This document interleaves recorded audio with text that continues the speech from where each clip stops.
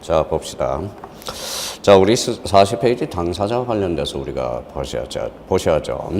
자, 우리가 비송사건 절차법에 대해서 비송사건 절차도를 우리가 한번 봤죠.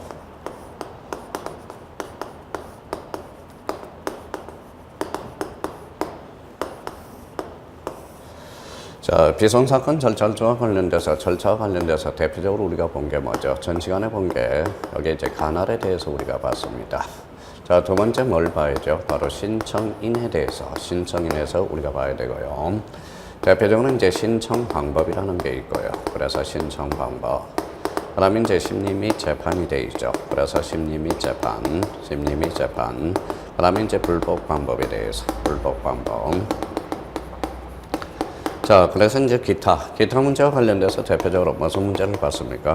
대표적으로 비용 부담에 대해서 우리가 자, 그래서 요 절차와 관련돼서 비송사건 절차 그러면 일단 간할에 대해서 우리가 봤죠. 그러면 간할이 뭡니까? 대표적으로 간할의 종류와 관련돼서 대표적으로 신급 간할이 있고 사무 간할이 있고 재판 간할, 즉 우리 토지 간할이 있었죠. 재판적이라고 그랬죠. 그래서 간할의 종류를 그렇게 우리가 살펴봤고 거기에 대해서 대표적으로 우선 간할과 간할의 이성에 대해서 우리가 봤습니다. 대표적으로 이제 뭡니까? 우선 간할, 그 다음에 이성, 그 다음에 간할의 지정 문제, 그 다음에 공적 촉탁이라는 것까지 우리가 봤습니다. 그럼 이번 시간에 대표적으로 이제 간할의 문제 우리가 요 간할을 우리가 봤으니까요. 신청인에 대해서 우리가 살펴봐야 돼요. 그러면 신청인과 관련돼서 논점은 뭡니까? 대표적으로 당사자라는 게 논점이에요. 자, 우리 비송사건 절차의 당사자는 뭐냐? 이렇게 이제 개념을 내리기가 상당히 어려워요. 어떤 측면에서 어렵습니까? 우리 비송과 민사비송과 관련돼서 민사소송과 관련돼서 소송사건과 비송사건에 대해서 봤죠. 그럼 소송사건은 언과 피고 간의 법적 관계를 대상으로 하는 게 바로 소송사건이었죠. 그러면 언과 피고라는 이게 당사자라는 의미가 뭐에 명쾌하게 우리가 드러난다라는 거예요. 소송사건에 대해서. 자, 비송사건이란 뭐라고 그랬어요? 사건관계 형성, 변경 소멸을 국가기관인 후견자 측 입장에서 개시되는 사건을 뭐라고 그래요? 비송사건이라고 그랬죠. 그래서 비송사건이라는 것은 당사자의 개념이 명쾌하지 않는다는 게 문제점을 보는다. 그러면 만약에 당사자에 대해서 이런 문제도 참 좋죠. 자, 비송사건 절차에서 당사자의 관련 요소와 관련해서 논하라 이렇게 나온다면 참 좋은 문제가 나올 수가 있다라는 거예요. 약술하라, 논하라. 근데 논하라 문제까지는 뭐 크게 나올 것 같지는 않고요. 대표적으로 약술 문제로는 우리가 출제될 가능성도 있다라는 거예요. 약술하라. 그럼 여기에서 당사자와 관련돼서 가장 큰 논점이 되는 게 대표적으로 우리 41페이지 나오는 당사자의 복수 당사자의 관계. 그래서 복수 당사자에 대해서 약술하라. 그러면 참 좋은 문제가 나올 수가 있어요. 그러면 당사자를 공부하실 때 일단 복수 당사자에 대해서 자, 여기에 대해서는 마다 준비를 조금 해 놓으셔야 된다는 걸 우리가 기억해 둘 필요가 있어요. 그러면 복수 당사자의 초점을 맞춰놔라. 당사자와 관련돼서.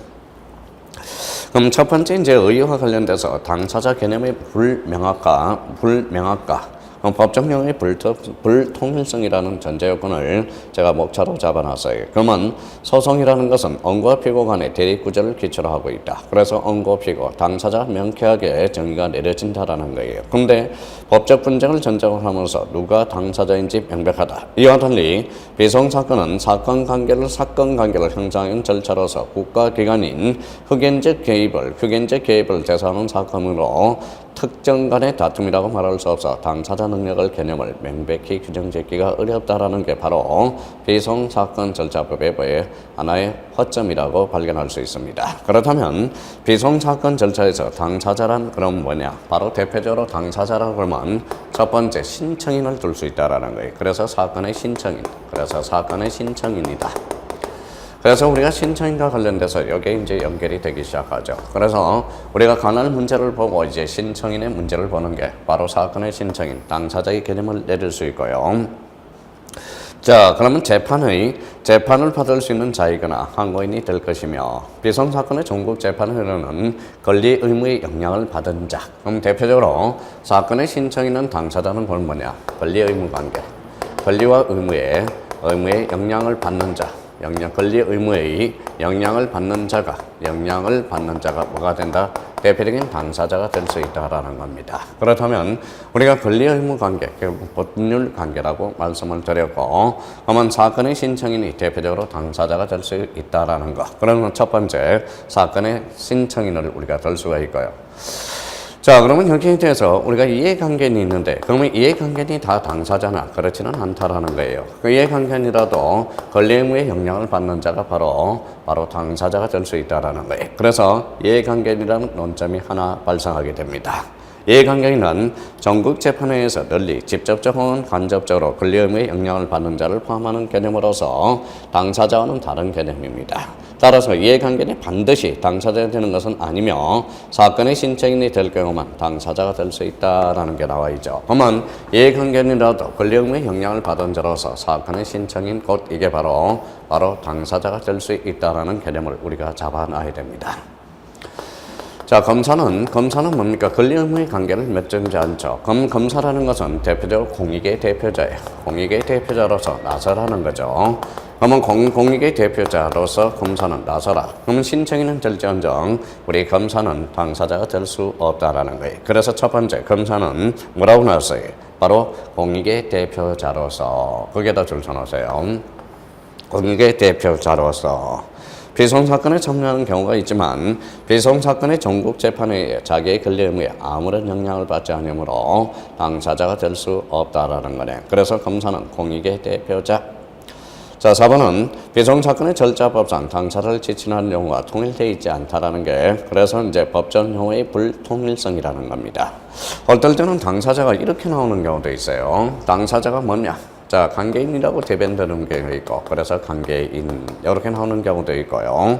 대표적으로 신청인 이렇게 표현되는 경우도 있어요. 그래서 우리 피송사건 절차법에 당사자를 참 개념짓기가 어렵다는 게 문제가 되죠. 대표적으로 당사자, 그러면 관계인, 신청인, 대표적으로 당사자라는 용어 있죠. 그러면 재판을 해서 권리 의무에 영향을 받는 자가 대표적으로 당사자가 부르기도 하고요. 그러면 실체법상은 뭐예요? 바로 이런 단어들이에요. 바로 채무자, 그 다음에 여기에서 대표적으로 발기인,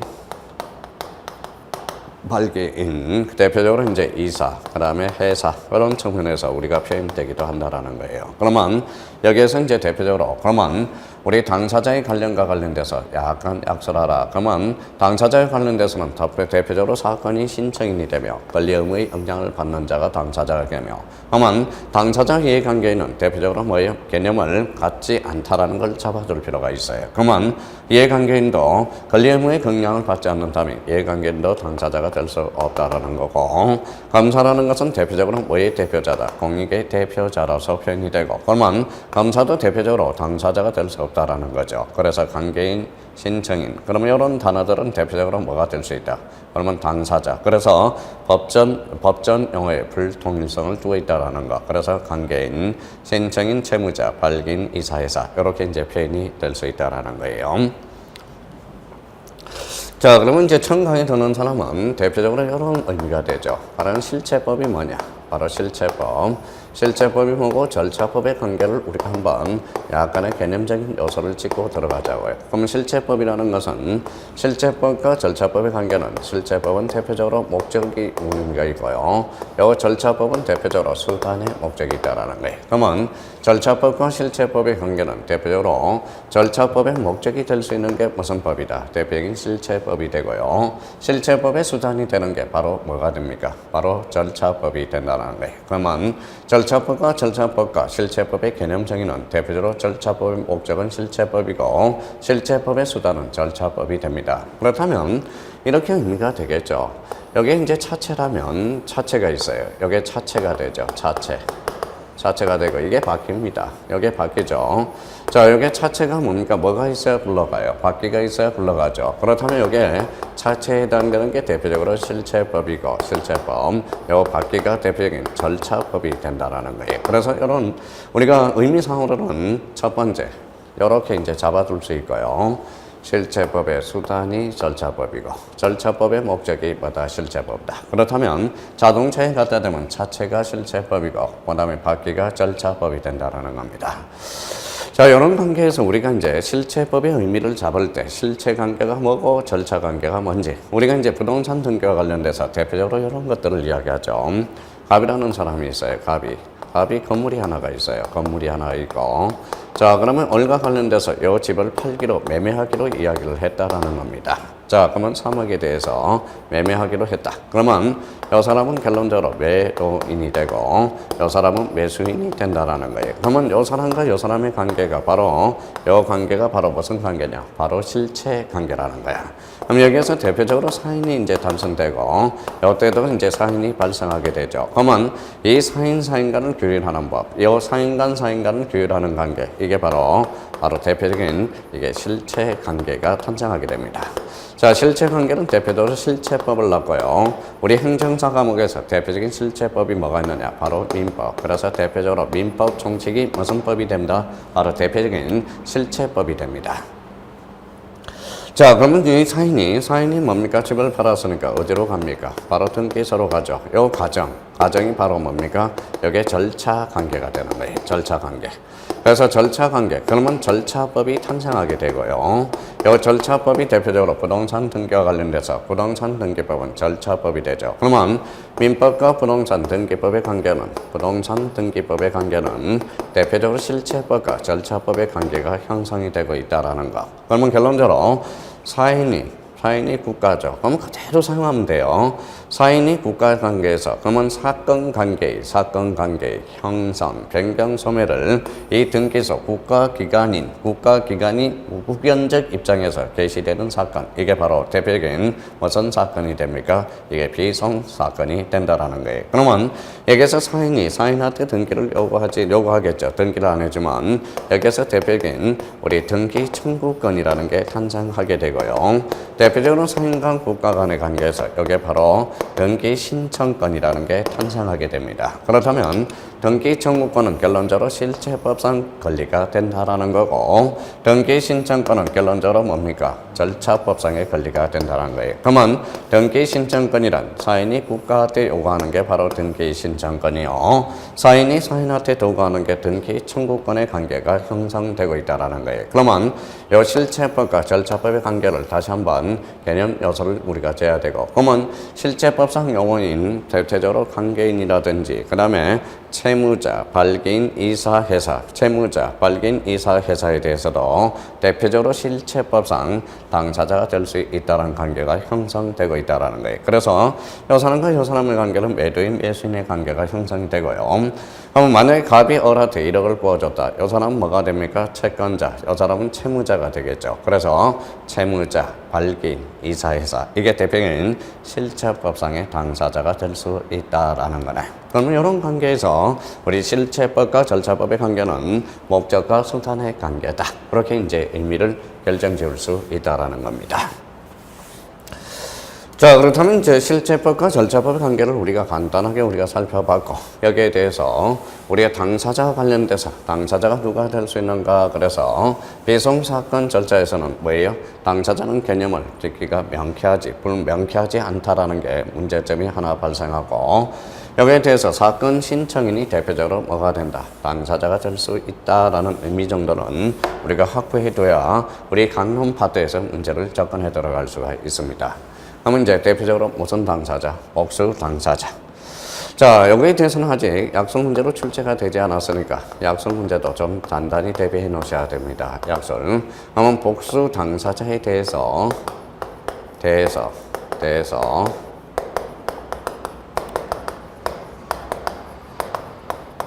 약속하라. 그래서 20점짜리도 나올 수 있으니까 우리 비송사건 절차에서 복수 당사자에 대해서 약속하라. 그러면 첫 번째 어떻게 잡아야 돼요? 첫 번째 복수 당사자란 의미를 말할 만하며 그 다음에 두 번째 복수 당사자의 뭐예요? 복수당사자의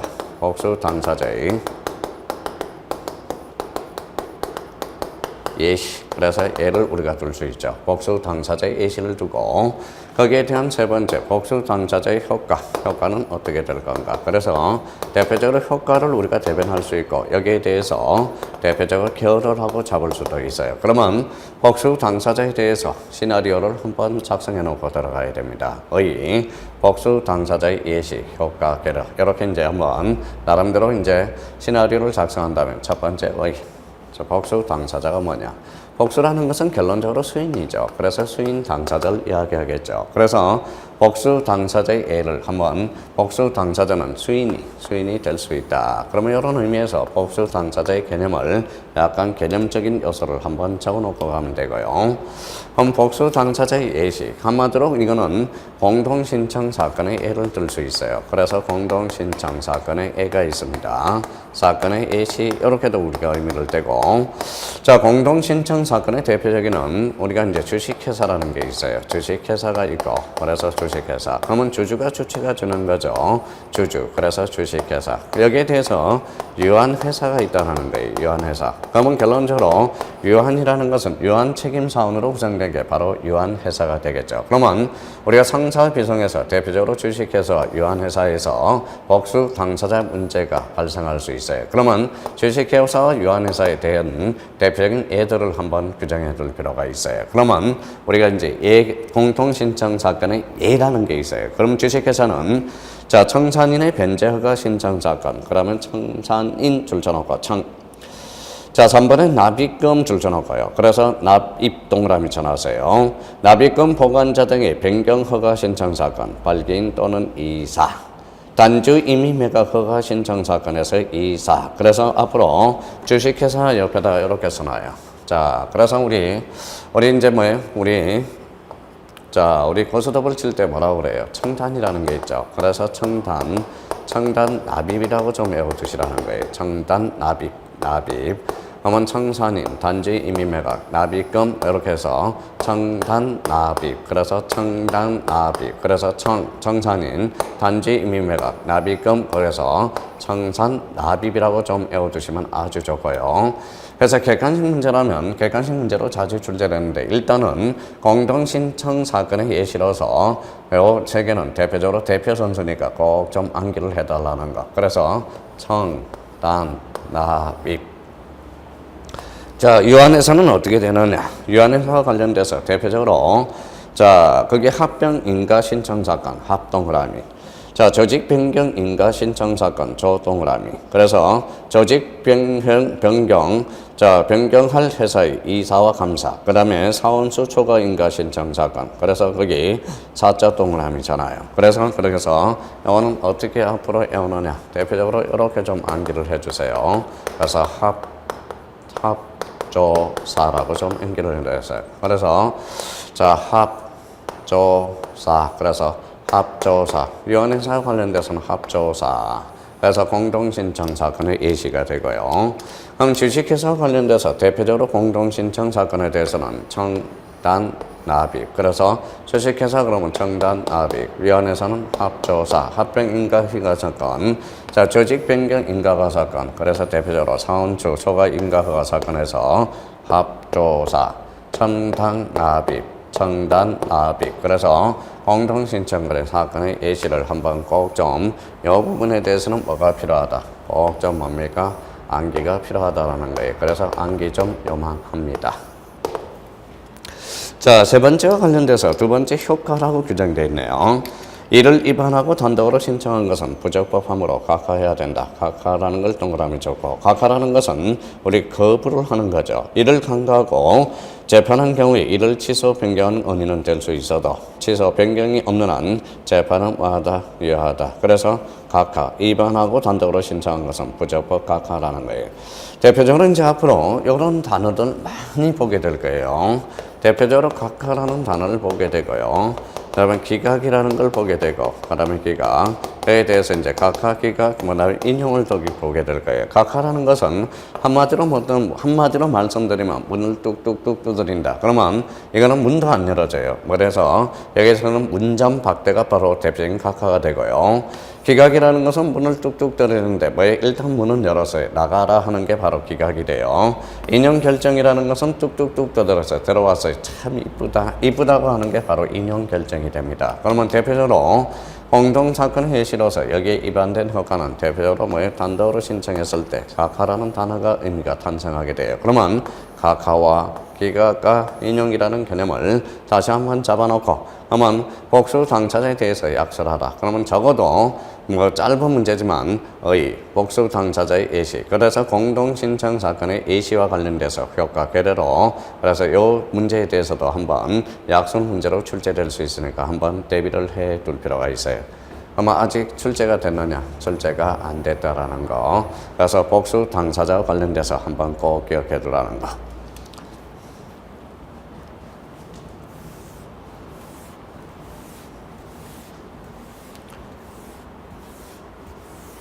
자, 주식회사 이거 보세요. 뭐라고? 청당압입. 유한회사, 합조사. 다시요. 자, 지었습니다. 합조사. 그 다음에 청당압입. 그러면 이제 대표적으로 좀 암기 한번 다시 하고 갑시다. 자, 주식회사 관련돼서는 청단압입. 자, 청단이 있죠. 청단. 유한회사는 뭐다? 합조사. 그렇게 외워둔다면 우리가 큰 문제가 없을 거라고 생각이 들어요. 그러면 복수 당사자에 대해서 약속하라. 이 문제의 포인트는 한번 둘 필요가 있다라는 거. 그래서 첫 번째 이제 복수 당사자에 대한 논점이 하나 대두될 수 있다.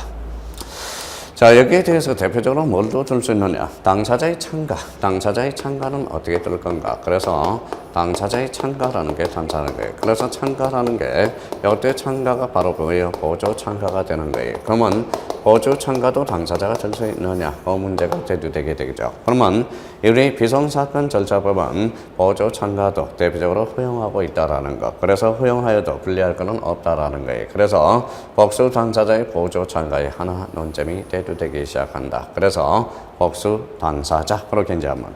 자, 비송사건 절차법은 보조 참가에 대해서 민사소송법 71조 적용하고 있지 아니하나 보조 참가를 허용하도 분리하는 것은 없으므로 이를 인정하는 것이 보통이다. 판례도 비송사건의 항고심 절차에 대해서 보조 참가를 허용하고 있다라는 거. 그러면 당사자의 참가가 어떻게? 당사자의 참가. 이게 이제 바로 3번에 우리가 규정이 되어 있네요. 자, 거기에 대해서 우리가 또 하나 살펴볼 거는 당사자의 사망. 당사자가 사망했을 때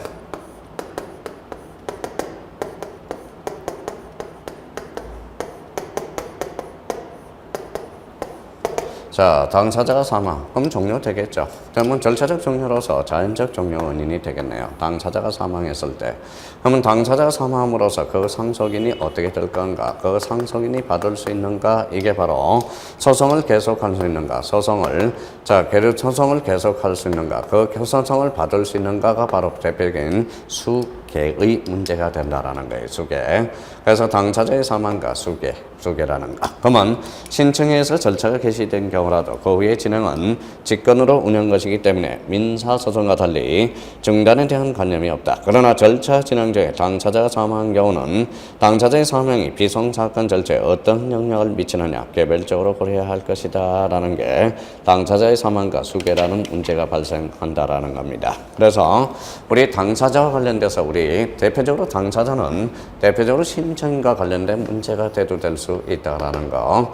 그럼 신청과 관련돼서 당사자의 개념이 불명확하다. 거기에 대해서 수인이 당사자가 될 수 있느냐. 그게 대표적으로 복수 당사자 문제고 공동신청 사건의 예로서 상사 비송이 대표적으로 주식회사, 청당압입, 그 다음에 유한회사와 관련돼서 합조사 거기에 대해서 한번 외워두고 다음에 복수 당사자에서 수인 중에 1인이 빠졌을 때 그거는 대표적인 각하 사유가 된다라는 의미가 잡아되고요. 당사자의 참가에 관련돼서 보조 참가인에 대해서는 불리한 영향을 미치지 않으므로 우리 비송사건 절차법에 대해서는 보조 참가에 대해서 당사자로 인정하고 있다. 당사자의 사망과 수계에 대해서도 가능하나 그에 대해서는 개별적으로 판단해야 된다. 그래서 당사자의 문제가 탄생하게 됩니다.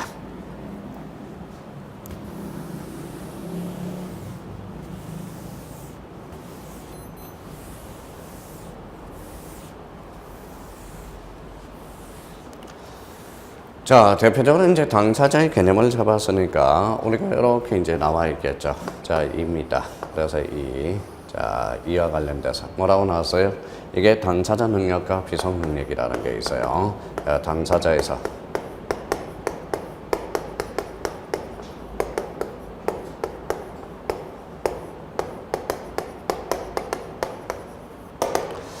자, 당사자 능력과 비속 능력 이렇게 나오네. 일단 민법적인 관점에서 한번 부연 설명을 달아보죠. 첫 번째 민법입니다.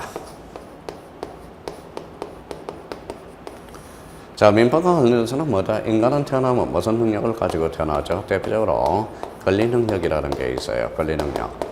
자, 말할 능력이 있으면 대표적으로 이걸 어사 능력이라고 그러죠.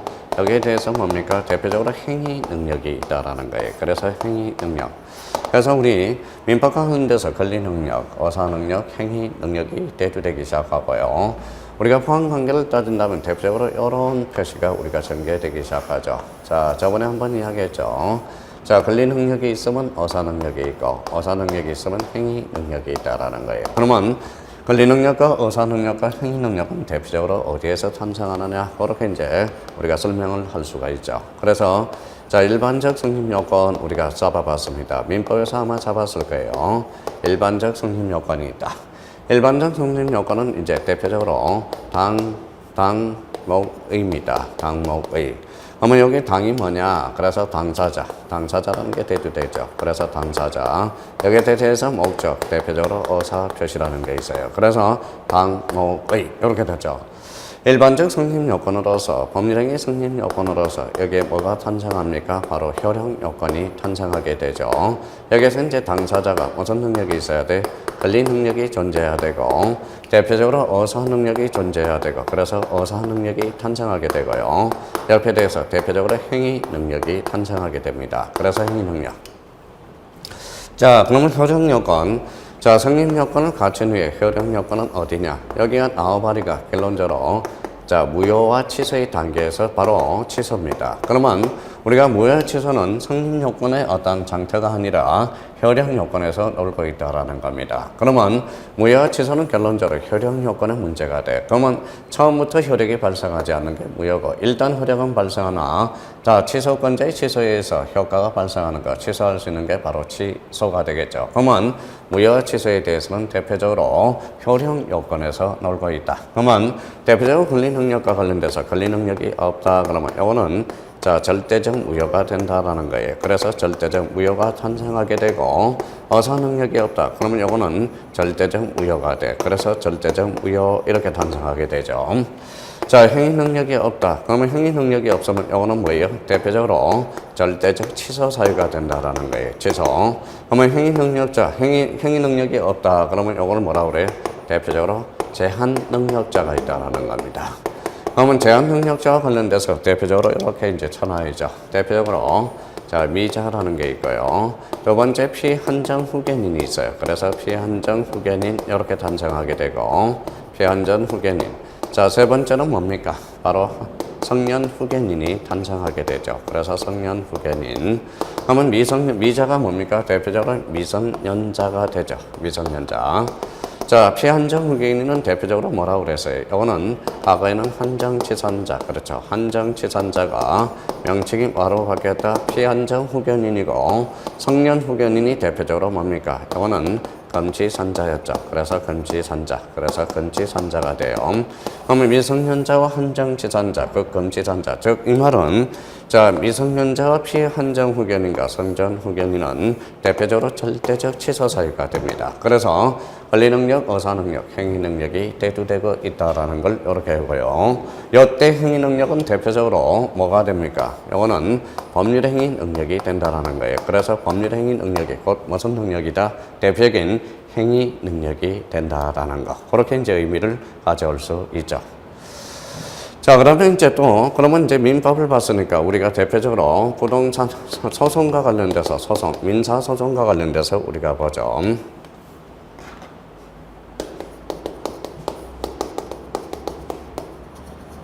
자, 민사소송법. 그래서 민사소송법은 뭐다? 권리 능력이 이제 뭡니까? 이렇게 떨어지죠. 대표적으로 이제 당사자 능력이라는 게 떨어지고요. 당사자 능력은 결론적으로 권리 능력이 되는 거네. 자, 그 다음에 여기에 대해서 어사 능력은 어사 능력으로 빠져들어가고요. 자, 그 다음에 이제 법률행위 능력. 그래서 영어 법률행위 능력이 우리 민사소송은 대표적으로 소송 능력이 된다라는 거. 그렇게 연결이 되네요.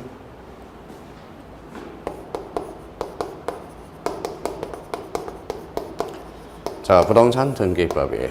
등기법은 당사자 능력은 곧 뭡니까? 이거는 등기 신청마다 적격. 그래서 적격으로 떨어지는 거예요. 등기 신청 적격자. 이렇게 이제 떨어지죠. 자, 의사 능력은 의사 능력으로 빠져버리고요. 의사 능력은 의사 능력으로 빠져버리고, 요 소송 능력이 바로 뭐냐? 바로 우리 등기 신청 능력이 된다라는 거예요. 그래서 등기 신청 능력이다. 그렇게 이제 대두되기 시작하죠.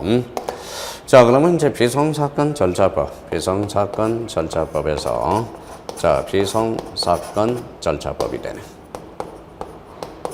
절차법. 자, 비송사건 절차법과 관련돼서 우리 권리 능력은 결론적으로 이거는 바로 당사자 능력이 되죠. 그래서 당사자 능력이 되고요.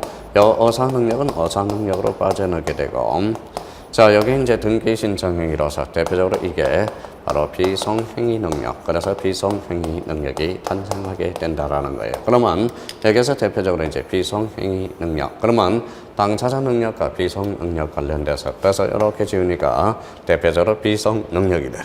그럼 결론적으로 자, 민사소송법 경영진다면 바로 무슨 능력이 되죠? 소송 능력은 비송행위 능력이 돼. 그러면 결론적으로 행위 무능력자, 즉 뭐다 제한 능력자가 되는 거죠. 그러면 제한 능력자와 관련돼서는 뭐라고 그랬죠? 바로 미성년자, 피한정 후견인, 성년 후견인이죠. 그렇다면 우리 비송행 능력과 관련돼서도 그러면 요거와 관련돼서 결부질 수 있다라는 거죠. 그러면 결론적으로 소송행위 능력을 비송행 능력이라고 그러고, 자, 법률행위 능력을 뭐랄까? 행위 능력이라고 그러죠. 민사소송과 관련돼서는 대표적으로 소송 능력이죠. 그래서 민법은 행위 능력이요. 그러면 민사소송법은 소송 능력이요. 그 다음에 우리 등기법과 관련돼서는 등기 신청 능력이요. 우리 비송사건 절차법과 관련돼서는 비송 능력이라는 게 탄생하게 됩니다. 자, 가로 1번에 그래서 당사자 능력과 비송 능력 탄생하게 되죠. 당사자 능력이나 비송사건의 당사자가 되기 위한 능력으로서 민법상 권리 능력에 해당된다.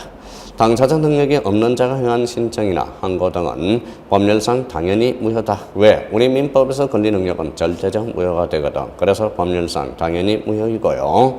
비송사건 절차법에서 민사소송법 51조와 관련돼서 당사자 능력과 소송 능력에 대한 원칙을 밝힌 규정을 두고 있지 않으며, 그러나 민사소송법 51조 규정은 일반적으로 절차법을 지배하는 원칙 규정으로 보고 비송사건에도 당연히 준용되어야 한다고 봐야 된다. 그렇게 당사자 능력과 관련돼서 소송 부분에 우리가 해놨어요. 그러면 대표적으로 당사자 능력 여기에서 뭐가 이제 탄생하게 되느냐? 대표적으로 이런 것들이 이제 탄생하게 되죠.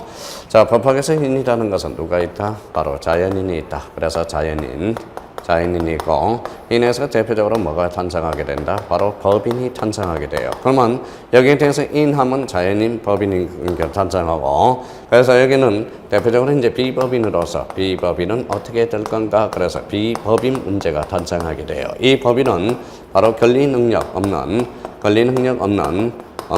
사단과 재단을 어떻게 둘 건가? 그래서 사단, 재단, 권리 능력 없는 사단 또는 재단의 문제가 발생하게 됩니다. 그래서 자연인 문제를 보고 법인, 비법인, 권리 능력 없는 사단, 재단은 어떻게 볼 건가? 자연인은 당연히 포함되겠죠. 법인도 포함돼. 그러면 여기에서 하나의 논점이 되는 것은 대표적으로 비법인에 대해서 어떻게 두고 있는가? 그걸 봐야죠.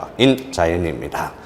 이는 자연인은 생존하는 동안 권리 의무의 주체가 된다. 그래서 당사자 능력이 있다. 그러면 자연인이 태아나 사자의 법률상 사람이 아니므로 당사자 능력이 인정된다. 그래서 태아에 대해서는 약간 우리가 이제 의미를 한번 잡아봅시다.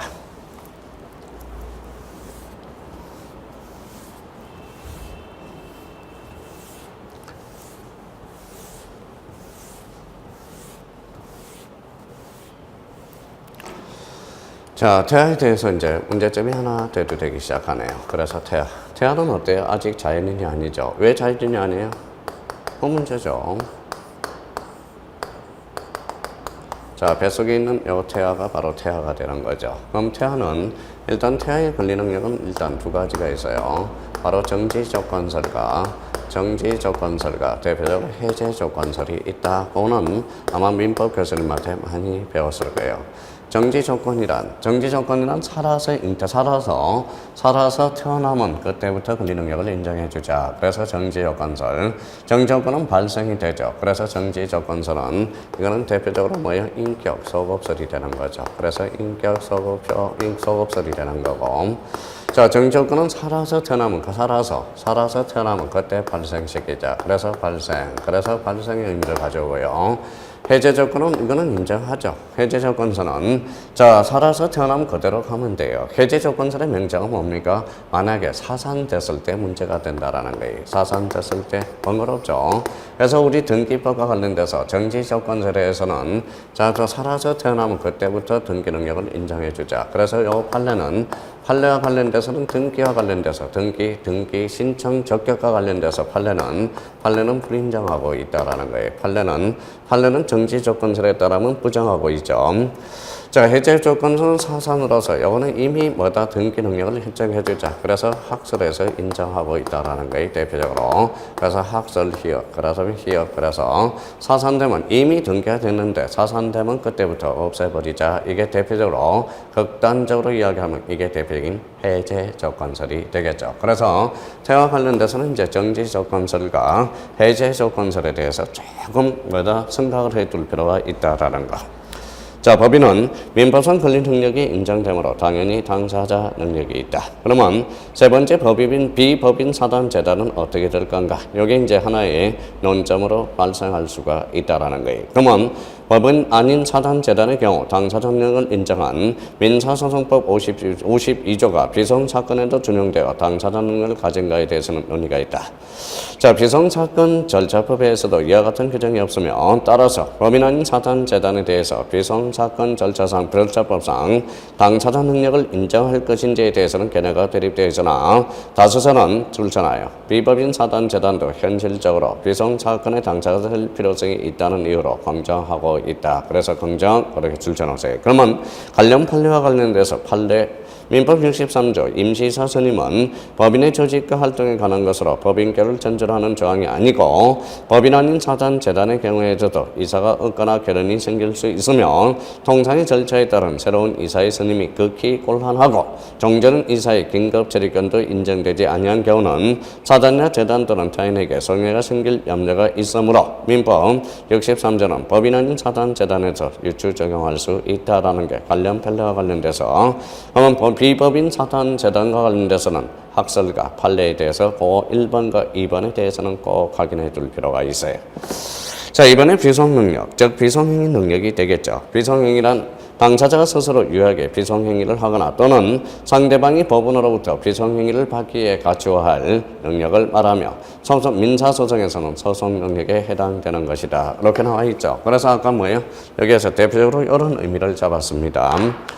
자, 민사소송과 관련돼서는 우리가 당사자 의사능력, 소송 능력이 되죠. 그러면 비송사건 절차법에 의해서로서 비송 능력과 소송 능력을 이렇게 연계를 좀 두어야 된다라는 겁니다. 연계선상에서 두고 우리가 의미를 잡아봐야 된다라는 거. 자, 이번엔 민법상 제한 능력자, 미성년자 피한정 후견인, 그다음에 성년 후견인은 원칙적으로 비송 능력이 없다. 그러면 비송 제한 능력자의 비송 행위는 법률상 당연히 뭐가 된다? 무효가 된다. 그래서 이번 시간에 현재 살펴본 게 이제 대표적으로 당사자와 관련돼서 당사자의 관련 개념이 어떻게 될 건가? 여기에 대해서 복수 당사자를 우리가 봤고요. 당사자 능력과 비송 능력과의 관계를 우리가 봤습니다. 그래서 신청인과 관련돼서 당사자, 복수 당사자, 당사자 능력과 비송 능력. 여기에서 다음 시간에 우리가 볼 게 비송 사건의 대리와 선정 당사자. 여기서부터 우리가 보도록 하겠습니다. 좀 쉬었다 계속 들어가죠.